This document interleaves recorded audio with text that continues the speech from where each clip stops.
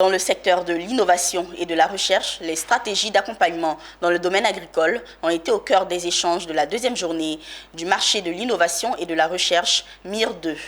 Ouverte le 2 mars, la deuxième édition du MIR 2 a refermé ses portes ce vendredi 3 mars 2023 au Palais de la Culture de Trècheville.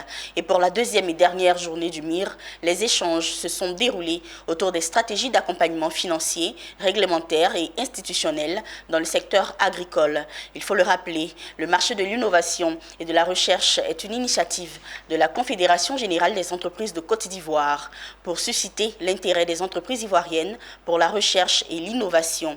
Retour sur les activités de cette dernière journée du MIR 2 avec Kounena Nourgo et Marius Seri. Stratégie d'accompagnement institutionnel, réglementaire et financier dans le domaine agricole pour un développement socio-économique durable. Ce thème a retenu l'attention de plus d'un à l'occasion de cette deuxième édition du marché de l'innovation et de la recherche, MIR. Sur la tribune, un représentant du FIRCA, de la Banque mondiale, du CIRES et le directeur général de l'Office ivoirien de la propriété intellectuelle.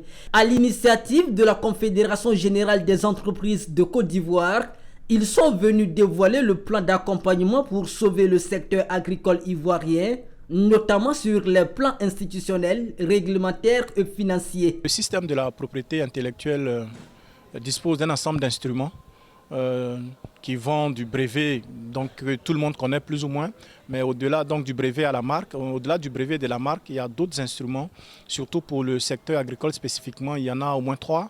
Il y a le brevet, donc qui va sanctionner, si vous voulez, les innovations technologiques dans le domaine agricole, mais il y a aussi ce qu'on appelle les indications géographiques, qui est un instrument, un dispositif qui permet de labelliser les produits agricoles, les produits artisanaux à fort potentiel. Par exemple, nous sommes dans le processus de labellisation du café de Mans, qui est un produit agricole qui a une qualité supérieure. Et donc, comment permettre aux consommateurs, aussi bien national qu'international, pour qu'ils reconnaissent la valeur de ce produit-là.